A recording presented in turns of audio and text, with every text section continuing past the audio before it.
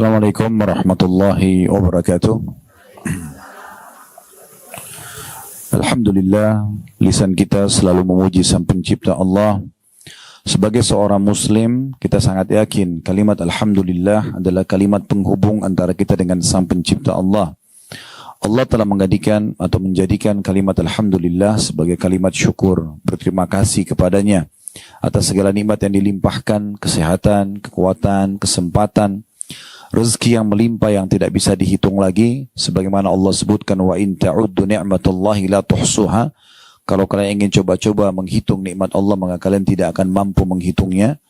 Dan dengan kalimat alhamdulillah ini sudah cukup mewakili agar semua nikmat yang sedang kita nikmati akan dipertahankan ataupun ditambah. Oleh karena itu, jadilah orang yang selalu mengucapkan alhamdulillah.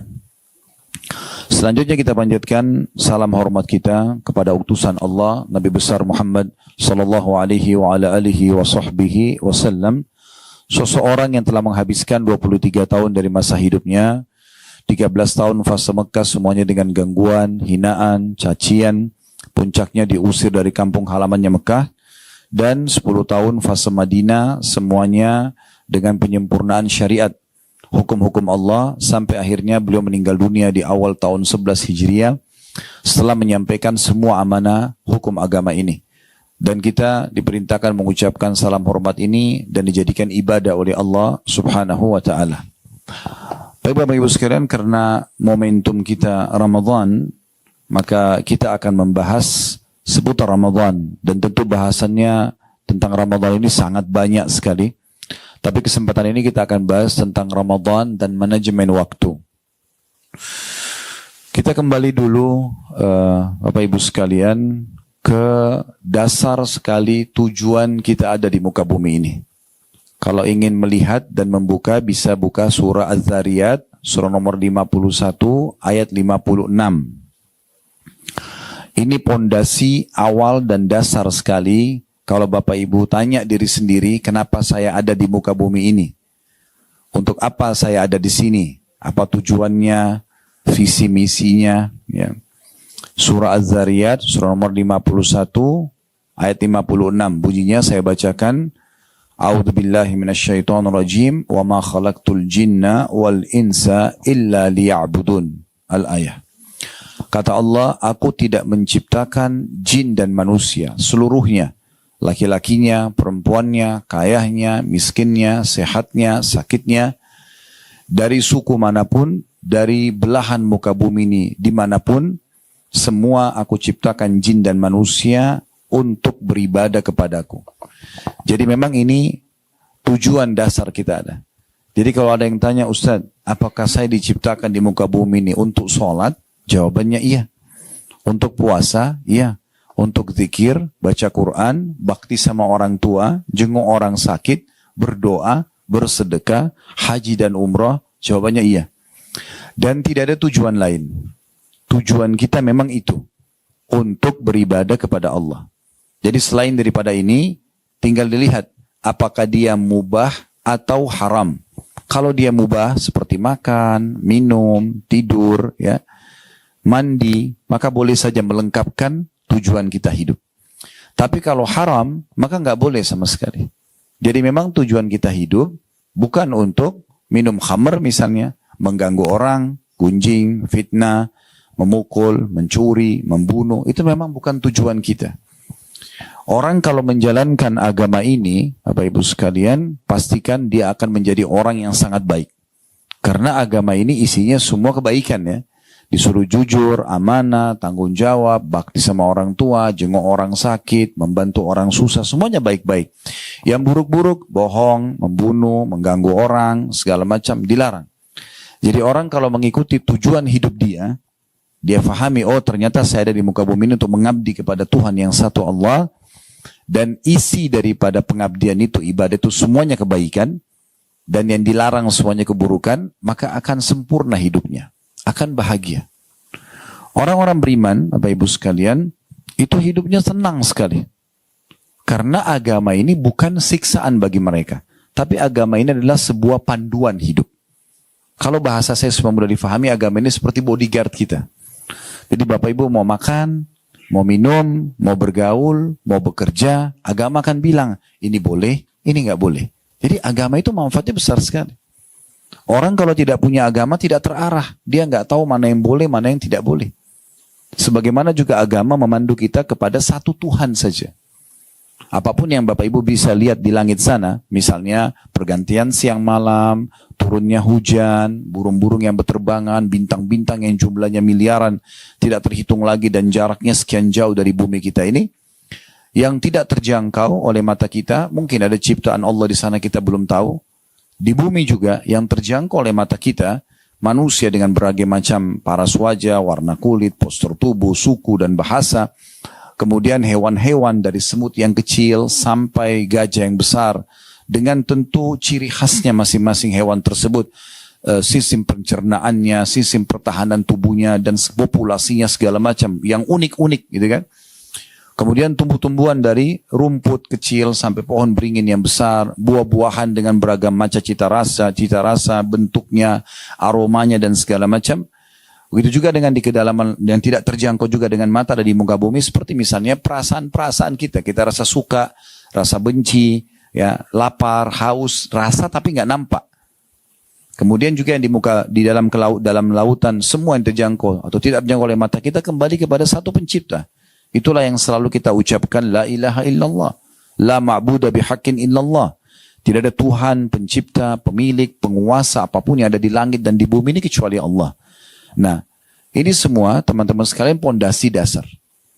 Agama Islam mengajarkan kita siapa Tuhan kita, apa yang diperintahkan dan yang dilarang, sehingga kita punya panduan hidup, dan akhirnya kita mendapatkan kebahagiaan dunia dan kebahagiaan akhirat. Coba seandainya Bapak Ibu sekalian, terutama ibu-ibu karena mayoritas yang hadir ibu-ibu tentunya, coba seandainya kalau kita menjadi orang yang soleha, kalau bahasa lainnya kan, bahasa agama itu adalah orang yang patuh kepada Allah, ahli ibadah. Bahasa kita mudah difahami soleha, laki-laki soleh. Kalau kita menjadi seorang sosok soleh atau soleha, nggak boleh makan, nggak boleh minum, nggak boleh bekerja, nggak boleh mengejar titel akademik, nggak bisa mengejar, nggak bisa bekerja untuk mengumpulkan harta. Mungkin sulit jadi orang beriman. Ini enggak. Jadi orang beriman boleh makan semuanya. Tapi ada yang dilarang. Yang dilarang ini sedikit sekali. Hanya bentuk ujian. Contoh misal, Allah larang, nggak boleh makan babi. Allah ciptakan babi. Itu ini babi ya. Ini bahasa Indonesianya namanya babi. Bahasa Arabnya ini khinzir. Bahasa Inggrisnya ini. Bahasa Cinanya ini semua. Ini saya haramkan jangan dimakan ya. Sebagai bentuk ujian. Tapi di sisi lain, Allah kan memberikan kita kebutuhan terhadap protein daging kan. Dari mana dia? Allah ganti dengan sapi, kambing, ayam, kelinci. Semua hewan air halal. Artinya ada yang diharamkan tapi sedikit. Hanya untuk bentuk ujian gitu. Ya. Menguji hamba ini patuh gak sih? Gitu. Nah yang dihalalkan banyak. Andai saja kita dikasih hawa nafsu dan kebutuhan terhadap protein daging itu. Dan semua daging diharamkan, wajar orang melanggar. Tapi ini enggak. Begitu juga pada saat Allah haramkan minuman. Nggak boleh minum khamar. Yang memabukkan nggak boleh. Baik, Allah ganti dengan air, susu, madu, air jamu. Apalah, banyak yang halal-halal kan gitu. Allah berikan kita potensi. Suka dengan lawan jenis. Ada syahwat. Kalau tidak ada syahwat, tidak ada populasi manusia. Laki-laki buat suka perempuan, perempuan suka laki-laki. Terjadilah interaksi biologis. Tapi ada yang haram, zina, ada yang halal nikah. Kalau Allah kasih kita syahwat tapi nggak dikasih solusi, itu jadi masalah. Tapi Allah kasih. Dan zina sama nikah ini bedanya cuma 5 menit, kalimat akad saja. Saya nikahkan kamu sama anak perempuan saya Fulana binti Fulan dengan mas kawin ini. Saya laki-laki mengatakan saya terima nikahnya, ada 2 saksi, ada mahar, ada walinya wanita, selesai sah. Semua orang tahu mereka akan interaksi biologis. Dan dengan adanya keinginan itu maka terjadi populasi manusia. Ini cara yang benar. Orang semua bahagia kalau melakukan interaksi biologis yang halal. Karena pasangannya orang semua tahu. Ibu pun hamil kalau hasil biologis halal. Ibu hamil ya bangga, iya nggak apa-apa. Nggak malu. Tapi kalau zina, walaupun di hotel bintang 5 ketakutan. Khawatir. Akhirnya tidak maksimal biologis yang tadi memang itu adalah potensi dalam diri kita. Anak yang lahir juga nanti tidak jelas statusnya. Dikenal dengan anak zina gitu kan. Kalau hamil pun di luar nikah malu sampai terjadi aborsi misalnya. Berarti orang kalau patuh kepada Allah, dia jadi orang baik dan dia bisa nikmati hidup. Islam tidak pernah melarang setiap penganutnya untuk meraih prestasi tertinggi dari akademik. Boleh sampai jadi profesor. Bahkan dimotivasi. Dalam Islam bahkan kata Nabi SAW, talabul ilm faridatun ala kulli muslim. Menuntut ilmu adalah faridah, kewajiban bagi setiap muslim, laki-laki dan perempuan. Kita nggak boleh bodoh, harus pintar, belajar. Islam suruh itu. Begitu juga, kalau ada yang tanya, apa Islam menyuruh kita menjadi orang kaya? Jawaban saya, iya. Iya. Sudah pernah dengar Bapak Ibu sekalian hadis Nabi SAW, pernah ada sahabat miskin datang kepada Nabi SAW bilang begini, ya Rasulullah, sahabat-sahabat kami yang kaya mendahului pahala kami. Karena kami sholat, mereka sholat, kami puasa, mereka puasa. Tapi mereka punya kelebihan. Karena mereka mengeluarkan harta, disedekahkan yang kami tidak punya. Berarti kan ada pahala plus untuk orang kaya. Lalu apa kata mereka? Ya Rasulullah, tunjukkan kepada kami amalan yang bisa mengimbangi sedekahnya orang kaya. Kata Nabi SAW, baca, habis sholat subhanallah 33, alhamdulillah 33, Allah Akbar 33. Sahabat miskin pulang amalin. Rupanya beberapa waktu setelah itu datang lagi. Ya Rasulullah, sahabat-sahabat kami yang kaya dengarin hadis Anda. Artinya mereka ikut amalin tuh. Seakan-akan mereka bilang, coba amalan apa lagi dong ya Rasulullah gitu kan. Tapi Nabi SAW tidak ajarin mereka amalan. Nabi cuma mengatakan, dzalika fadlullahi yu'tihi may yasha. Itu karunia Allah yang Allah berikan kepada siapa yang Allah inginkan. Ya kan? Ulama berbeda pendapat panjang lebar, Bapak Ibu sekalian, tentang mana yang lebih afdal di sisi Allah. Orang kaya yang bersyukur, punya kaya raya, harta melimpah, dan selalu bersedekah, berterima kasih sama Allah. Atau orang miskin yang banyak musibah dan cobaan, tapi bersabar. Mana lebih afdal? Ini syukur pahala, ini sabar pahala. Terakhir kesimpulannya, ulama mengatakan cenderung orang kaya bersyukur lebih afdal. Karena orang kaya yang bersyukur itu punya opsi. Bisa bersyukur, bisa tidak kan gitu. Tapi kalau orang yang miskin susah, tidak ada opsi lain kecuali bersabar. Dan orang kaya yang bersyukur, itu dia akan bisa membantu 1000 orang miskin. Orang miskin tidak bisa bantu orang kaya. Ya, kecuali mungkin dia jadi jual jasanya itu pun dibayar. Tapi orang kaya tidak bisa diberikan apa-apa oleh orang miskin. Kan gitu. Ini bukan sedang membandingkan ya. Tapi kita sedang membahas bagaimana mulianya agama ini selalu menyuruh penganutnya berprestasi. Tapi yang penting kita tahu semua itu diselimuti dengan 5 huruf. Halal. Dan menjauhi 5 huruf yang lain haram. Selama halal nikmati. Nggak ada larangan. Boleh nggak saya punya rumah besar, tas saya bermerek, mobil saya bagus? Kenapa tidak? Nabi SAW punya unta terbaik, punya kuda terbaik. Nabi berpoligami, punya istri, masing-masing punya rumah. Masing-masing rumah punya pembantu. Nabi SAW punya beberapa jenis pedang. Beliau punya beberapa orang pelayan khusus diri Nabi sendiri. Ada yang siapin sendalnya Nabi, ada yang siapin siwaknya Nabi. Nabi sendiri punya beberapa orang pembantu. Gak dilarang dalam Islam. Ya, kan? Boleh menikmati. Yang penting jangan mubadzir. Jangan berlebihan. Jangan sampai membuat kita sombong. Anggap remeh orang lain. Gak boleh. Kita boleh nikmati sebagai nikmat Allah Subhanahu Wa Taala. Ya. Ini penting. Dan tidak boleh kita anggap remeh. Garis bawah itu Bapak Ibu sekalian. Bahasa Arabnya syamata. Apa itu syamata? Syamata itu kita menganggap remeh dan merendahkan orang lain karena kita sedang punya kelebihan. Itu nggak boleh. Umar bin Khattab menjelaskan ini dengan membahasakan kalau seandainya di depan saya ada seorang wanita hamil, perutnya besar, lalu saya bilang, ih perutnya besar ya, saya khawatir Allah membuat perutku buncit. Karena dia menghina maksudnya. Beda kalau ada ibu hamil, oh ibu hamil ya, maksudnya memuji, nggak apa-apa. Tapi kalau kita anggap remeh nggak boleh. Jadi kalau ada orang, maaf, ngomongnya cadel atau kalau jalan pincang misalnya ya, terus jadikan bahan olok-olok ini nggak boleh. Tapi kita kalau lihat itu ada kekurangan, kita bersyukur sama Allah. Kata Nabi SAW, siapa yang melihat kekurangan pada diri seseorang yang tidak ada pada dirinya, dia mengucapkan, Alhamdulillahilladzi afani mimma btala bihi. Segala puji bagi Allah yang telah menyelamatkan aku dari apa yang diujikan kepada orang ini. Karena kita nggak pincang seperti dia, kita nggak cadel seperti dia gitu ya. Wa faddalani ala katsirin mimma khalaqa tafdila. Dan telah memberikan kepadaku kelebihan yang sangat banyak. Jadi itu ya. Berarti Islam tidak pernah melarang para penganutnya untuk berprestasi. Yang penting jangan berlebihan. Bapak Ibu boleh menikmati dunia selama halal, dan tambah satu poin juga, kebutuhan. Jangan selalu ikuti keinginan. Kalau keinginan tidak ada habisnya. Selama butuh, silakan. Islam suruh kita menikmati yang terbaik. Tapi kalau keinginan ini nggak pernah habis, ya. Ibu-ibu kalau nunggu diskon itu habis, tidak bakal habis sampai hari kiamat. Oh ini kan diskon Ustaz. Oh itu diskon, iya. Akan keluar diskon baru nanti. Begitu habis masanya keluar lagi nanti. Tidak pernah habis. Makanya sesuai dengan kebutuhan. Bukan keinginan. Selama kebutuhan ibu boleh nikmati.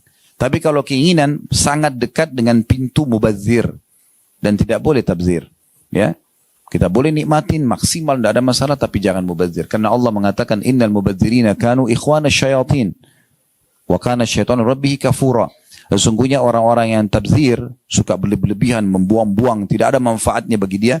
Ya, dia selalu berlebihan, maka itu adalah saudara-saudaranya syaitan, dan syaitan kufur kepada Tuhannya. Itu poinnya dulu. Ya, baik.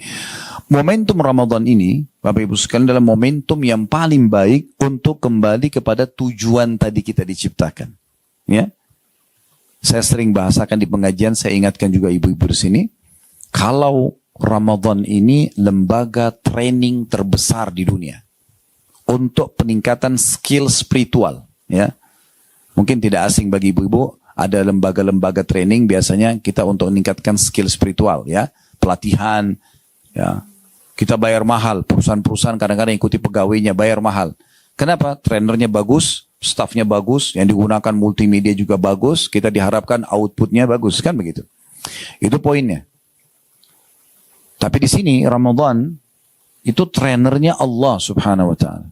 Para stafnya malaikat, dan tidak ada lembaga training sebesar Ramadan dari sisi pengikutnya. Lembaga training yang ikut 100.000 orang. Tapi kalau Ramadan ini seluruh umat Islam di seluruh benua, kita tidak bicara lagi per kota, ya, per desa itu terlalu besar. Per benua aja. Di benua Eropa, di benua Amerika, di Afrika, di Asia, di Australia. Di mana saja ibu pergi sekarang, ibu akan dapatkan semua muslim yang sudah balik sama. Mulai azan subuh sampai azan maghrib puasa. Puasa itu apa? Nahan diri dari semua apa yang Allah larang. Yang halal aja, makan, minum kan halal. Biologi suami istri halal. Tapi di sekarang ditahan, tidak boleh. Sebagai ujian dari Allah. Semua orang lakukan itu. Ya? Semua orang sibuk. Yang mungkin tadinya tidak mengenal Al-Quran, mulai baca Al-Quran. Yang mungkin tidak hadir di pengajian, mulai ikut pengajian. Yang mungkin jarang berdoa, sekarang berdoa. Yang mungkin jarang bersedekah, sekarang kejar karena ingin buka puasain orang misalnya. Yang mungkin belum pernah umroh, mungkin mau mengejar pahala umroh Ramadan karena pahalanya sama dengan haji bersama Nabi. Dan sekian banyak gitu yang kita lakukan. Dan luar biasanya Ramadan ini, kembali kepada tujuan kita, semua pelanggaran agama umumnya ditinggalkan. Orang kalau mau buat dosa, puasa loh. Kita ingatkan diri kita atau teman-teman di sebelah kita ingatkan. Bahkan umat muslim dan muslimah sendiri yang mungkin selama selain Ramadan tidak pernah ingatkan pelanggaran agama yang terjadi pada saudaranya, saat ini dia ingatkan.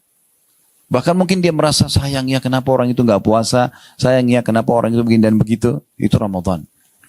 Ini lembaga training yang luar biasa, gratis. Ya. Makanya Nabi SAW setiap tiba Ramadan, ya, Bapak Ibu sekalian, menyebutkan hadis beliau yang masyhur, Atakum syahrul Ramadan, syahrun mubarak. Telah datang kepada kalian bulan Ramadan, bulan yang penuh dengan keberkahan. Makna berkah cukup. Sedikit kita buka puasa sebentar, baru berapa butir kurma, mungkin beberapa potong kue, segelas air, segelas sirup misalnya, atau teh hangat, sudah cukup rasanya. Ya. Sahur juga begitu. Asal orang tidak niat balas dendam, mabuk. Ini karena saya puasa dari subuh sampai maghrib, sebentar saya harus makan 3 piring. Ya susah. Jadi trainingnya nggak bermanfaat bagi dia. Ya. Tapi kalau orang ikuti benar-benar sunnah Nabi SAW, kata Nabi apa? Sebaik-baik makanan seorang muslim pada saat buka puasa, riwayat lain, pada saat sahur adalah kurma. Kok kurma? Kenapa Nabi tidak bilang daging unta kah, daging sapi kah? Ya, Nabi bilang kurma. Saya ikutin cuplikan seorang dokter di Mesir. Tapi sayangnya dalam bahasa Arab ya.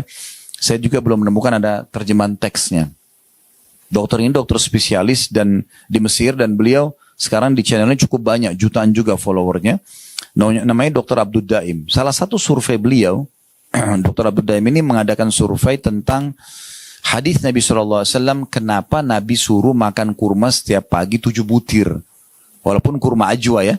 Kan kata Nabi SAW, siapa yang makan kurma ajwa Madinah 7 butir di pagi hari, maka dia akan selamat dari semua jenis racun dan sihir. Ya.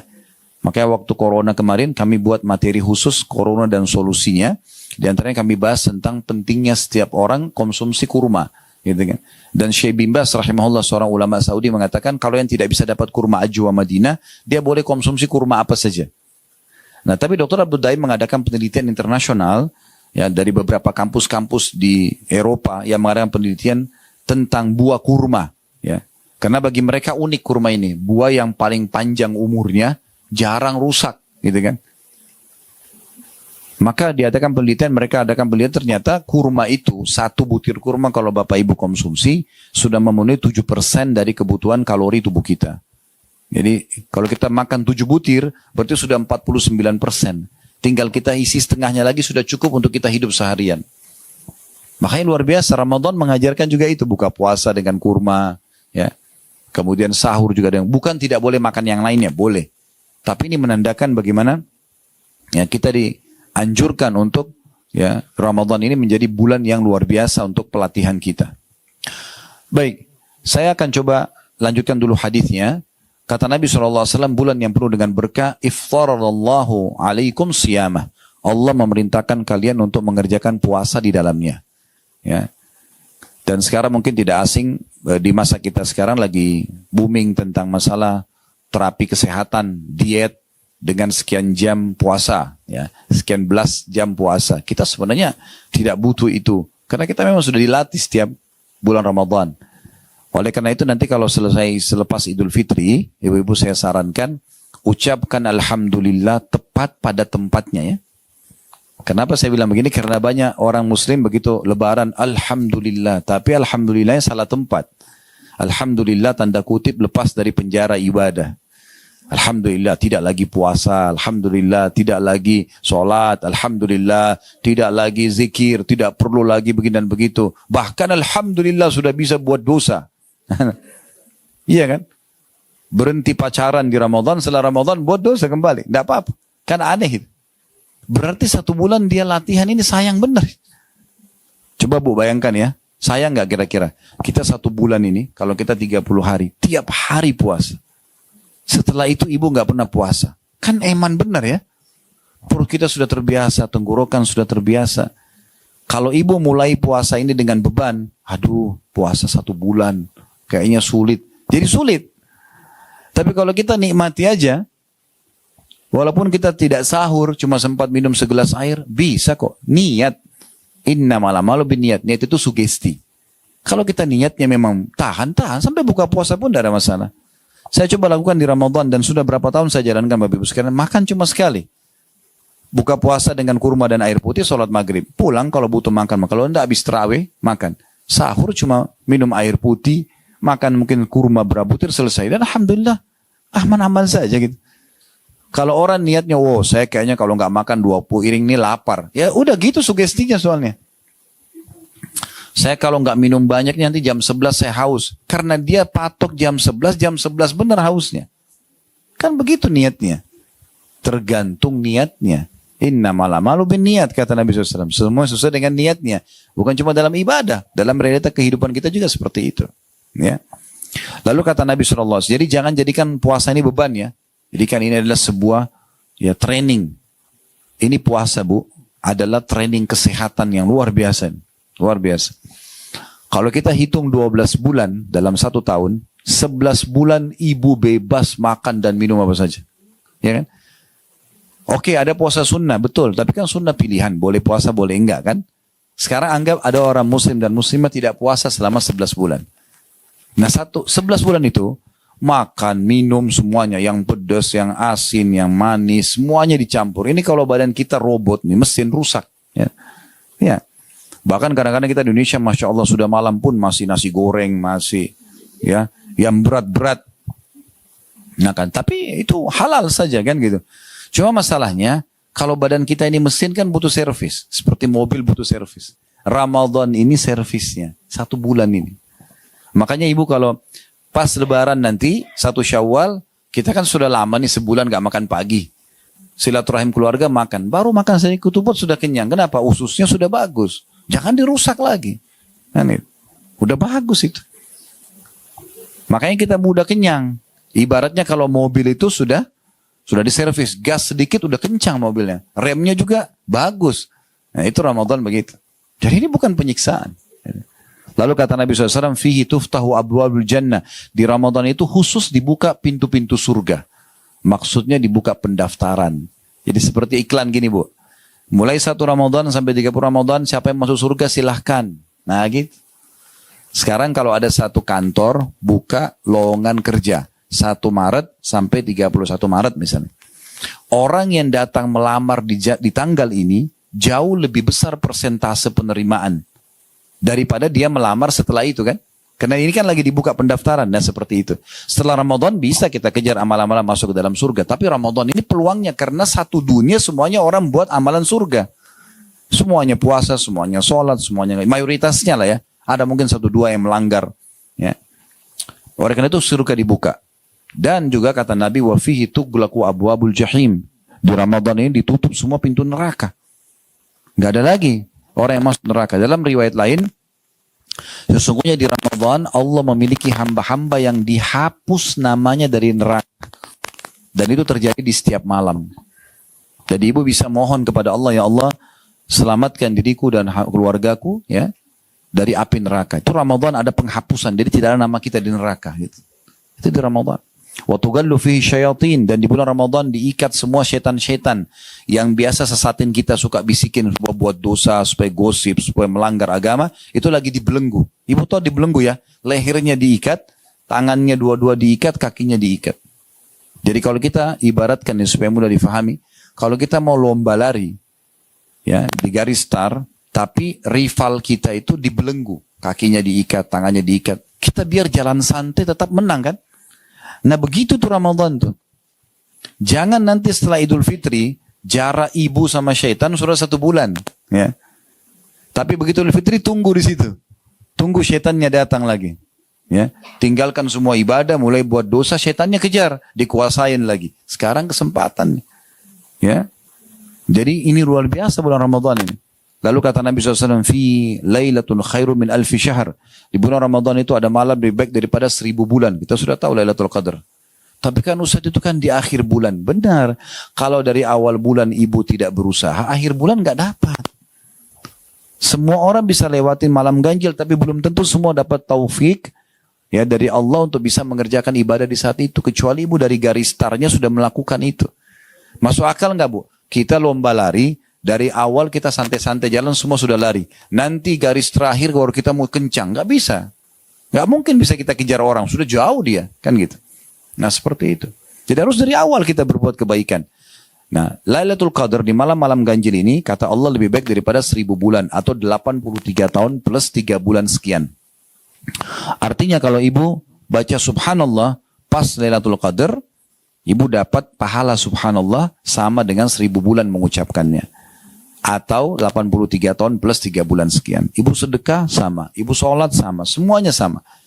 Maka ini pelipat gandaan pahala yang luar biasa. Gitu kan. Ingat, dapat Lailatul Qadar justru orang yang paling ikhlas dan memulai dari garis start awal. Gitu. Sama dengan ibu kalau fahami hadis, siapa yang akhir kalimatnya la ilaha illallah masuk surga. Kalau ada orang bilang, udahlah kalau gitu nanti kalau saya sudah mau mati, baru saya bilang la ilaha illallah. Iya kalau keburu. Ya. Kata ulama, orang yang Allah kasih ucapkan akhirnya la ilaha illallah ini orang yang dari awal hidupnya sudah ngejar itu. Dia udah berusaha. Itu Allah kasih pada saat mau mati. Kalau enggak dikasih. Orang enak benar setelah ucapkan itu langsung masuk surga.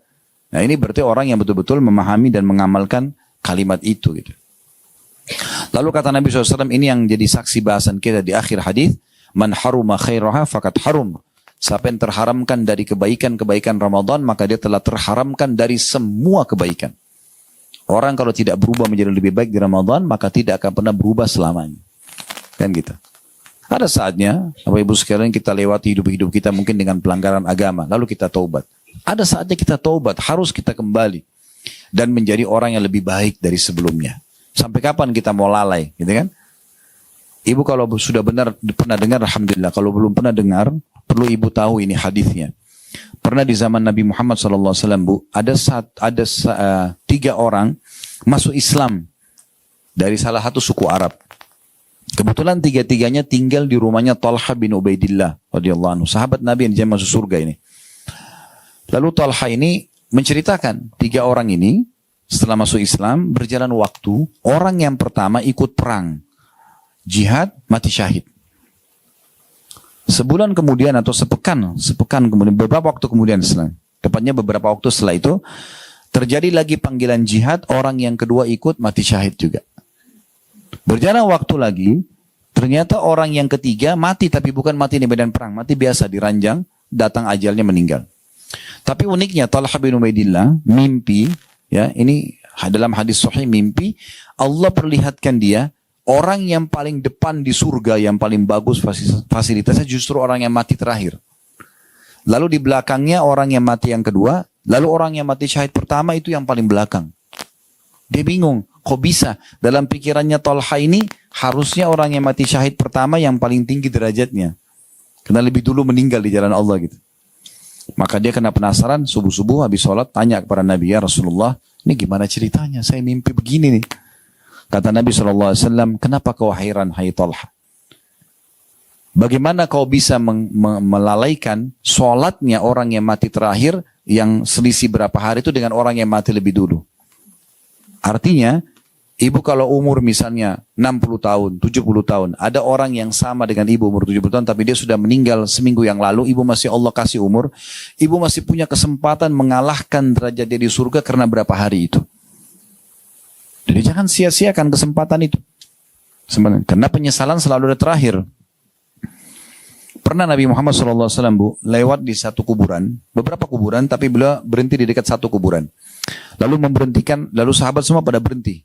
Lalu Nabi SAW tunjuk kuburan itu sambil berkata, demi zat yang jiwaku dalam genggaman, maksudnya demi Allah, sungguh pemilik kuburan ini ya, lebih mencintai 2 rakaat yang sempat kalian lakukan, sunnah pun ya, 2 rakaat daripada dunia dan seluruh isinya. Apa maksudnya? Kalau orang mati ini sekarang dihidupkan, lalu disuruh pilih, mana yang kau pilih? Apakah ke restoran favorit? Apakah kumpul keluarga? Apakah bisnis, meeting misalnya? Apakah ini dan itu? Atau sholat 2 rakaat? Dia akan pilih sholat 2 rakaat. Karena dia sudah tahu yang dia perlukan itu.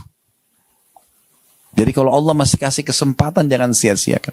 Sebagian ulama mengatakan, andai saja orang mati dihidupkan kembali, dan disuruh pilih 1 hari saja. 1 hari dia hidup lagi, kemudian dia mati. Dia akan pilih 1 hari itu di Ramadan. Nah, ibu, maaf Allah masih sampaikan Ramadan. Berapa banyak orang yang sekarang di Ramadan ini masih sama kita Ramadan lalu, sekarang sudah tidak ada. Jangan sia-siakan itu. Ya, mumpung ada kesempatan. Sekarang kita masuk ke inti judul kita. Kan saya tadi kasih judul Ramadan dan manajemen waktu ya. Kita sudah jelasin dasar sekali pondasinya kenapa kita diciptakan memang untuk mengabdi dan ibadah kepada Allah. Kita sudah jelaskan juga poin selanjutnya. Ternyata ibadah taat kepada Allah itu indah sekali. Karena kita bisa nikmati apa saja yang penting halal gitu kan. Dan ada yang haram tapi sedikit misalnya. Kita juga sudah jelaskan bagaimana sebenarnya Ramadan ini adalah momentum yang sangat tepat. Ya, untuk orang kembali kepada tujuan utama dia diciptakan. Sehingga dia berubah menjadi orang yang baik. Bahasa kita lebih soleh dan lebih soleha. Sehingga nanti kalaupun dia punya dosa, sudah bisa dimaafkan dengan taubat. Kalau dia punya amal soleh tinggal ditambah. Ya, secara kuantitas dan kualitasnya. Gitu ya. Sekarang kita bicara tentang masalah manajemen waktu. Bapak Ibu sekalian, betul-betul waktu ini mahal sekali ya. Mahal sekali. Mungkin kita sudah hafal semua. Saya sengaja pilih surah ini karena surah ini surah yang dihafal oleh semua muslim. Surah Al-Asr. Ya. A'udzubillahi minasyaitonirrajim. Bismillahirrahmanirrahim. Ya. Wal asri innal insana lafi khusr. Illa alladhina amanu wa amilus salihati wa tawasaw bil haqqi wa tawasaw bis sabr. Coba kita lihat 3 ayat ini ya. Wal asr. Ini artinya demi waktu kalian, kata Allah. Allah bersumpah. Maksudnya demi waktu kalian di dunia. selama di dunia demi waktu kalian. Terjemahannya adalah atau tafsirnya maksimalkan. Jangan sampai luput. Ya. Innal insana lafi khusr, karena semasa hidup waktu-waktu di dunia banyak manusia yang rugi. Rugi mereka karena waktu mereka terbuang-buang begitu saja. Omong kosong, gosipin orang, dosa, tidak ada manfaatnya. Nggak ada, dia rugi gitu. Lalu Allah mengatakan illal ladzina amanu wa amilus shalihat, kecuali orang yang beriman dan beramal saleh, karena mereka isi dari ibadah ke ibadah, dari ibadah ke ibadah gitu kan. Habis sedekah, sedekah apa lagi, habis zikir, zikir apa lagi, habis baca Quran, Quran apa lagi, habis sholat, sholat apa lagi. Jadi selalu dari ibadah ke ibadah. Itu orang-orang beriman, dan itu yang tidak rugi waktunya. Lalu Allah bilang watawasaw bil haqqi, saling mewasiatkan kebenaran ini, saling mengingatkan watawasaw bis sabr, dan saling mewasiatkan untuk sabar. Memang sabar Bu ya. Jadi sabar itu ada 3 hal ya. Sabar dalam mengerjakan ketaatan, untuk duduk di majelis ilmu begini butuh sabar. Puasa, tahan lapar haus butuh sabar. Sholat tarawih butuh sabar. Baca Quran butuh sabar. Zikir, umroh, haji butuh sabar. Yang kedua, sabar dalam meninggalkan dosa. Kita semua pasti punya peluang buat dosa. Siapa di antara kita tidak punya peluang berzina, berbohong, menipu, mengambil hak orang? Semua punya peluang. Tapi di saat ada peluang itu, kita sabar. Oh enggak, ini Allah haramkan. Agama enggak bolehkan, kita tinggalkan. Itu sabar, butuh kesabaran. Yang ketiga, sabar terhadap ujian harian. Sakit, gangguan orang, segala macam. Itu biasa terjadi. Semua orang pasti akan melalui itu. Siapa di sini, ibu-ibu sekalian, yang tidak pernah digunjing oleh orang lain? Ada? Coba angkat tangan, saya kasih mikrofon cerita pengalamannya. Oh, saya seumur hidup nggak pernah digosipin orang. Ada? Ada orang di sini nggak pernah difitnah oleh orang lain? Ada? Atau ada orang tidak pernah sakit gigi, sakit kepala, keseleo? Ya? Ada? Ya? Ada orang nggak di sini? Semua orang yang utang sama dia bayar, ada? Coba bilang mana? Kita cerita pengalamannya karena ini unik ini kalau. Tapi ada saja orang yang tidak bayar kan? Terus kita jengkel. Semua orang alami itu. Itulah ujiannya. Semua orang melalui masalah-masalah itu. Nah, butuh kesabaran. Karena kalau tidak ada ujian, tidak ada pahala sabar. Kan gitu. Sebagaimana juga kalau tidak ada nikmat, tidak ada pahala syukur kan begitu. Nah, itu poin yang harus digarisbawahi. Baik. Nah, di sini dari ayat ini, dari surah Al-Asr ini, kita hubungkan dengan Ramadan. Ramadan ini mengajarkan kita untuk bagaimana betul-betul memanage waktu kita dengan benar. Ya, kapan kita makan, apa yang harus kita makan, gitu kan? Bagaimana kita mengatur antara Ramadan, puasa kita dengan pekerjaan, ya, ibu-ibu dengan kesibukannya, suaminya ibu mungkin dengan kesibukannya, ya, anak-anak dengan studinya, sekolahnya. Ini di manage ini. Oh, ternyata lagi puasa nggak ada masalah, semua bisa berjalan kan gitu. Kalau ibu sudah tahu, alhamdulillah. Kalau belum tahu, saya perlu ingatkan. Syariat puasa Ramadan ini, itu diperintahkan di tahun 2 Hijriah. Pas tahun kedua Nabi hijrah ke Madinah. Kita kan berada di tahun 1444 Hijriah ya. Tahun 2 Hijriah, itu Nabi SAW hijrah ke Madinah, lalu disyariatkan pertama kali puasa Ramadan. Selama di Mekah 13 tahun belum ada puasa Ramadan. Nanti tahun 2 Hijriah. Dan pas diperintahkan puasa Ramadan, pada saat itu disyariatkan juga perang Badr. Kalau pernah dengar perang Badr itu terjadi di tanggal 15 Ramadan. Ya. 17 Ramadan ya. Itu di tahun 2 Hijriah.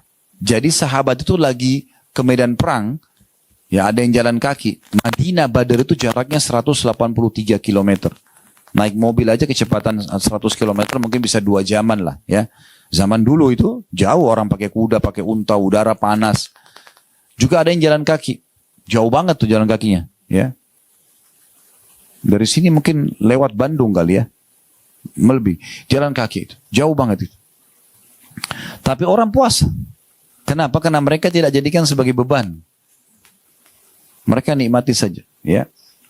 Tergantung orang mau memanage waktunya seperti apa. Ada manajemen makanan, waktu makanan, minuman, pekerjaan, aktivitas umumnya. Tidak mengganggu semua itu. Ya. Jadi nggak benar kalau Ramadan ada orang malas-malasan tuh nggak benar. Nggak benar. Di Ramadan ini Bu, karena kita nggak ada sarapan, nggak ada makan siang, waktu kita lebih panjang. Karena kan biasa orang sarapan, makan waktu, ambil waktu ya, setengah jam, 1 jam, belum persiapannya, belum duduk ngobrol, belum makan. Makan siang, ada orang sampai habisin 2-3 jam. ya, cari restoran yang dia suka, mungkin sedikit jauh, kemudian dia makan, ngobrol sama teman-temannya, sama keluarganya, kan banyak.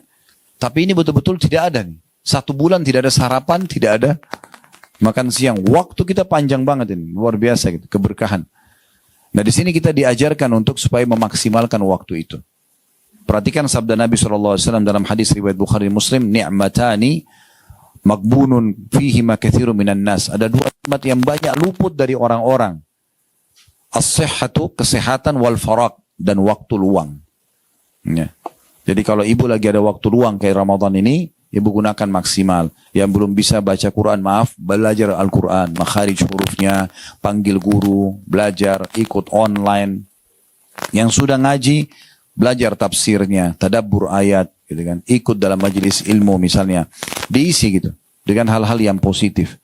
Jangan ibu pada saat ada waktu lowong, nih lagi santai, misalnya kemudian buka kontak, cari siapa temannya yang sedang bermasalah. Lalu kemudian WA, Assalamualaikum, ada masalah apa? Curhat aja.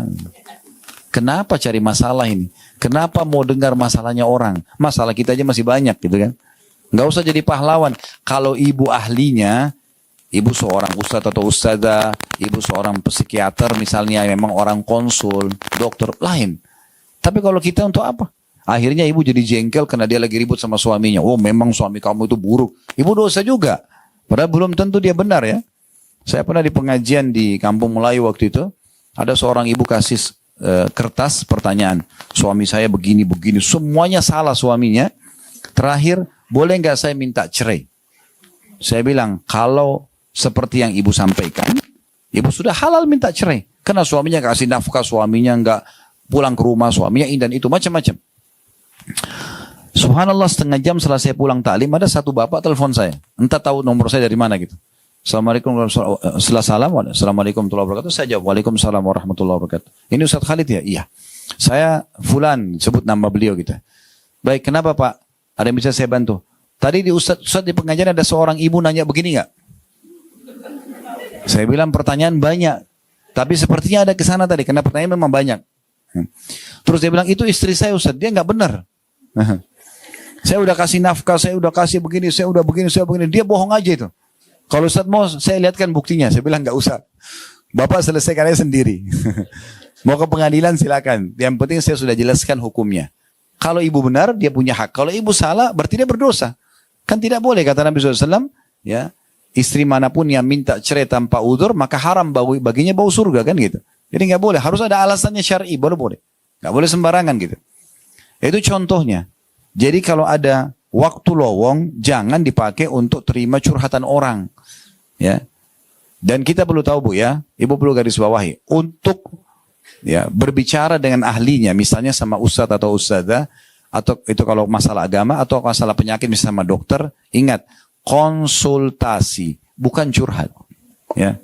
Apa itu konsultasi? Ustadz, suami saya ucapin kalimat cerai jatuh nggak? Itu konsultasi.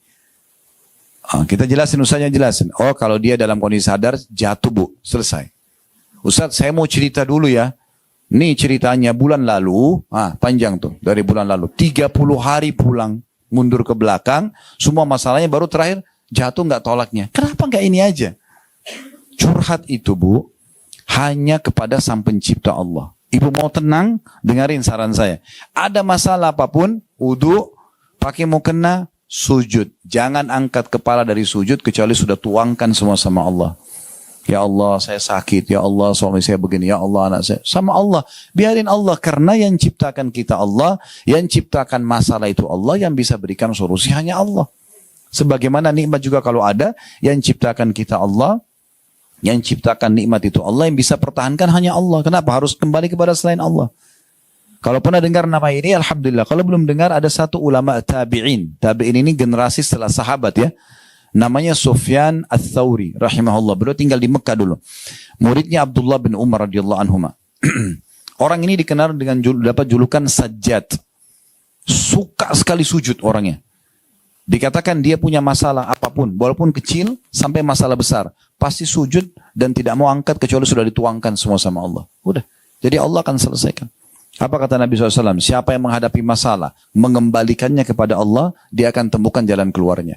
Siapa yang punya masalah, tidak mengembalikan pada Allah atau bergantung pada manusia, Allah akan biarkan dia dengan masalahnya. Tidak akan ada selesai. Ibu ceritain masalahnya dengan temannya. Temannya punya pemikiran yang berbeda. Maaf, ibu punya masalah rumah tangga. Ibu bicara sama, ini saya tidak tahu, ibu saya tidak kenal di sini. Jangan tersinggung dengan saya kalau sebut ini ya. Misalnya dia konsen sama seorang janda. Gagal rumah tangga. Lalu dia sebutkan, suami saya begini. Saran dia apa? Cerai. Karena sama statusnya kan. Udah cerai aja, saya juga begitu kok. Nah kan jadi salah. Harus sama orang yang tepat. Mana orang yang sudah berumah tangga 30 tahun, 50 tahun sukses. Nah itu konsultasi itu benar. Nggak boleh. Pernah ada kasus rumah tangga bercerai, Bapak Ibu sekalian. Hanya karena si istri suka curhat sama adiknya yang masih gadis. Ngerti apa si adik ini? Karena adiknya ini sudah bingung setiap kali ada masalah selalu tuangkan, kakaknya tuangkan ke dia. Kak cerai aja kak, untuk apa? Dia nggak ngerti karena dia belum punya suami, dia nggak paham. Dia nggak pikir tentang nama baik, tidak pikir tentang masalah yang lain, tidak pikir anak-anak, karena dia belum tahu. Lucunya, uniknya, si istri ikutin adiknya. Setelah cerai baru nyesal. Karena ini jadi masalah, karena bukan pada ahlinya. Kita bukan sedang bahas rumah tangga, ini contoh saja supaya mudah difahami. Jadi harus kepada ahli yang benar, gitu kan? Yang Ramadan ini mengajarkan kita semua untuk kembali ke situ. Karena banyak hukum-hukum agama yang kita tidak paham. Kita kembali kepada ahlinya. Ya, konsultasi kepada ahlinya. Ada masalah yang ibu tidak tahu, ibu tanyakan hukumnya. Dengarkan ceramah-ceramah hampir semua radio, TV ya di Ramadan ini ya. Media-media, YouTube, Instagram, ceramah tentang Ramadan. Termasuk kita bahas hari ini juga tentang masalah Ramadan. Semua itu untuk memberikan edukasi yang tepat tentang masalah Ramadan itu. Baik, waktu ini Bapak Ibu sekalian kalau Anda tidak maksimalkan dengan kebaikan, itu berbahaya sekali. Karena waktu nggak bisa terulang. Nggak bisa terulang. Misal contoh, anggap ada orang tadi subuh dia nggak sholat. Misal, ini contoh saja ya. Tadi subuh dia tidak sholat. Misal, karena dianggap itu sholat tidak penting bagi dia misal. Terus siang hari atau sore begini ikut pengajian. Oh ternyata kita harus sholat ya. Kalau enggak nanti saya dihukum sama Allah karena sholat kan wajib. Misal, kita kan bukan bahas sholatnya, tapi misalnya ustadznya bahas tentang sholat. Baru dia tersentuh secara keimanan. Sekarang saya mau sholat. Baik, pertanyaannya, bisakah dia setelah itu sholat subuh? Udah nggak bisa, karena sudah lewat waktunya. Ya kan? Luput dari dia itu.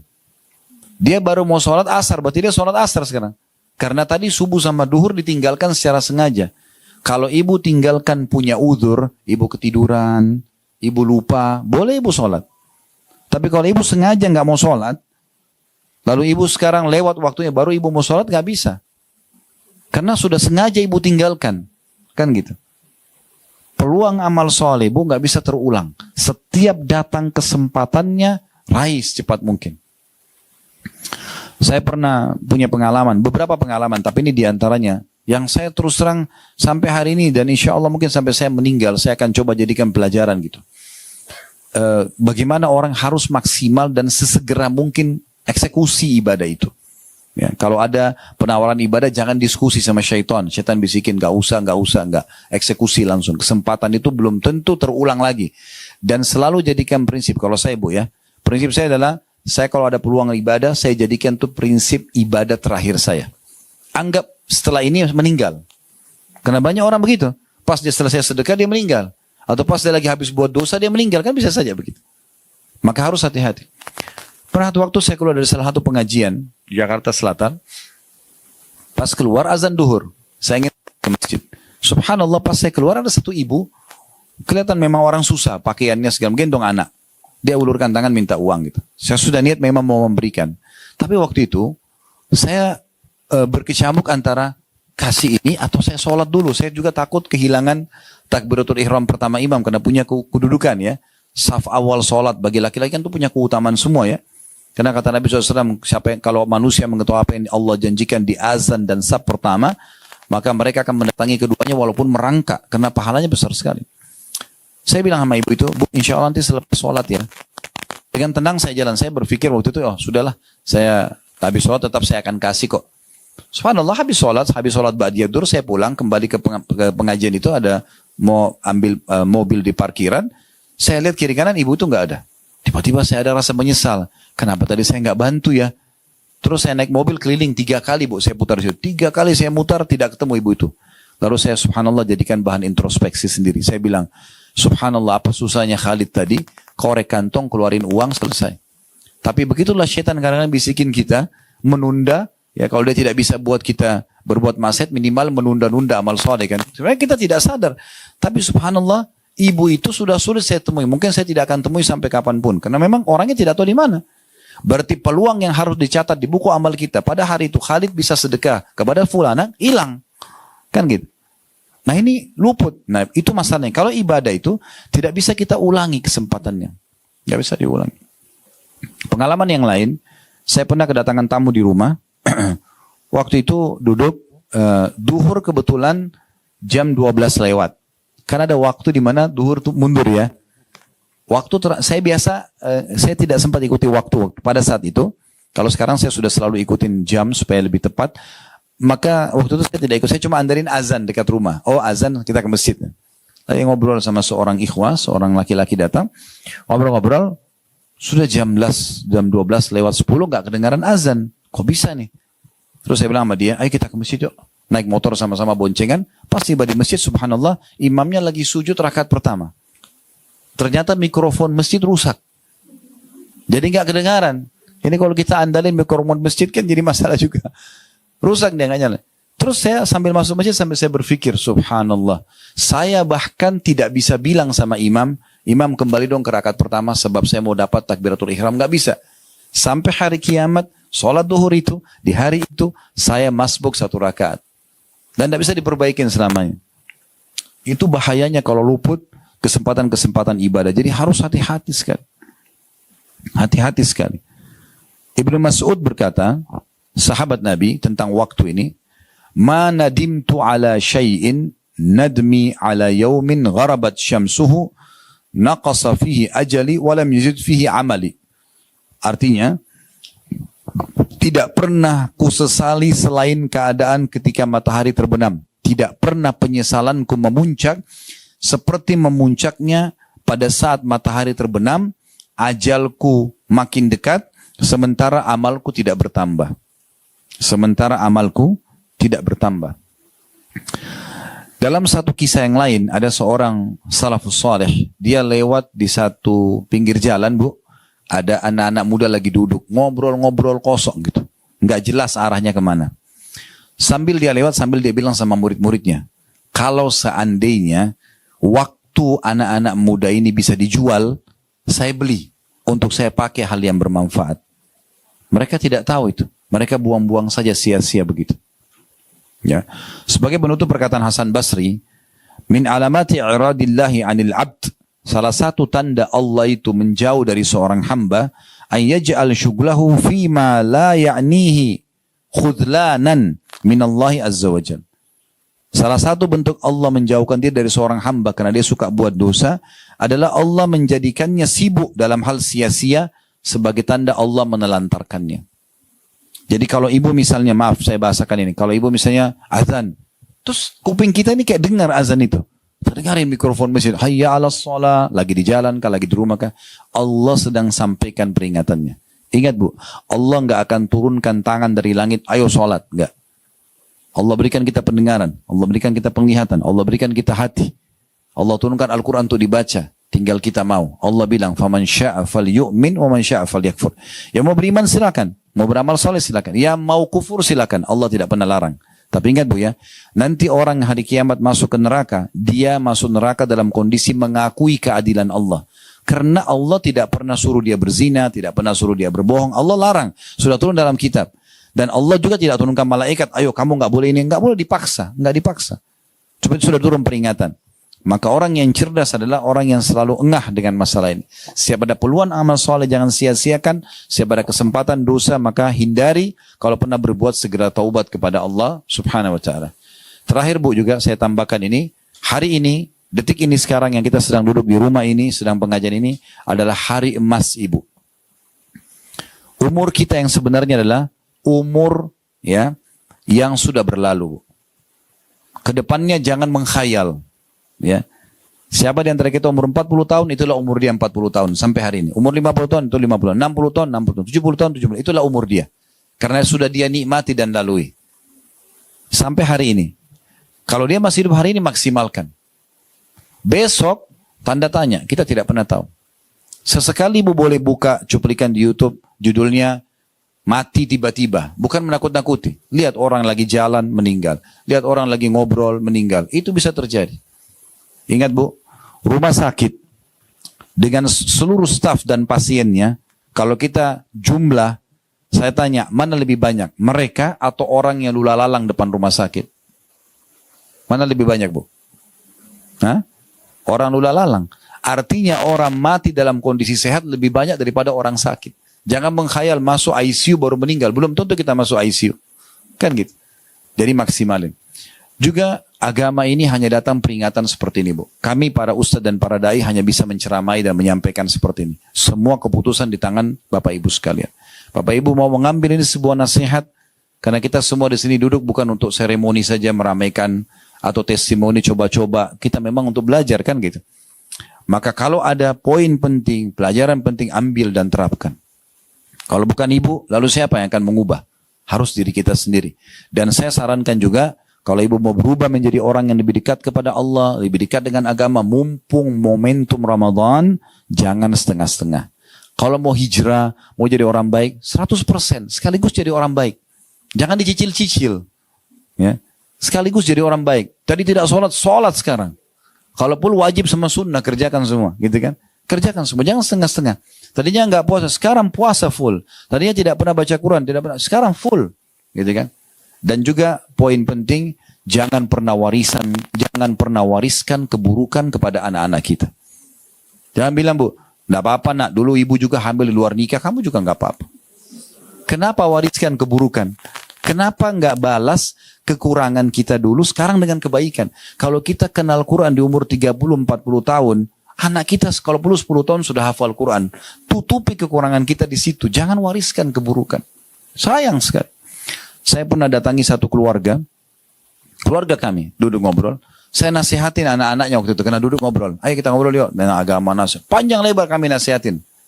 Setelah kami nasihatin, saya pamit mau ke belakang, keluar gitu. Keluar ibunya sama keluarganya. Lalu kemudian menyampaikan sesuatu yang betul-betul membantah semua apa yang kami nasihatin tadi. Kami nasihatin tadi, jangan bergaul bebas. Kalau orang tidak pacaran itu nanti akan dapat pasangan juga yang tidak pacaran. Begitu. Kalau kita berzina, datang juga pasangan kita berzina. Begitu nanti. Kayak orang baik kan untuk orang baik, orang buruk untuk orang buruk. Begitu Allah bilang dalam Al-Quran. Kecuali kita sudah taubat ya. Jadi susah. Ya. Kalau kita tidak terapkan dari awal itu. Susah sih. Ibunya keluar, lalu ibunya mengatakan, nak, mana pacarmu, kenapa nggak datang? Kenapa nggak keluar? Kenapa kau nggak cari kakak angkatanmu? Kenapa begini? Loh, yang tadi kami nasihatin panjang lebar ini, hilang begitu saja dengan 1-2 penawaran dari ibunya gitu. Ini kenapa mewariskan keburukan? Kenapa nggak kebaikan? Jadi setelah kita jadi baik, wariskan juga kebaikan itu insya Allah kepada orang-orang sekitar, terutama anak-anak dan pasangan kita insya Allah. Mudah-mudahan Allah SWT memberkahi ya. Dan jangan lupa juga di Ramadan doa mustajab, apapun yang ibu inginkan, sampaikan. Ini menjelang juga buka puasa, waktu-waktu yang diterima sama Allah, semua hajat-hajat kita sampaikan. Ingat Bu, memohon kepada Allah Subhanahu wa Ta'ala agar nikmat dipertahankan jauh lebih afdal daripada musibah sudah datang baru kita minta solusi ya.